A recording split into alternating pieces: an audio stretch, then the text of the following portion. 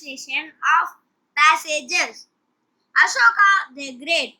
Ashoka was one of the best kings in the world. History. He hated war.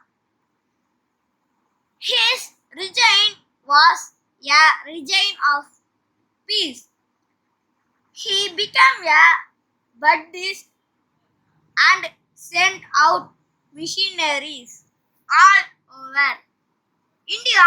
His aim was to get Dharma into the hearts of all his people.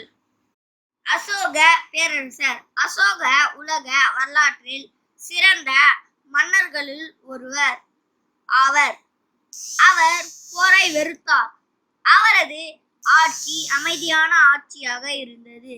அவர் புத்த மதத்தில் சேர்ந்து நாடெங்கிலும் மதத்தை பரப்ப குழுக்களை அனுப்பினார்.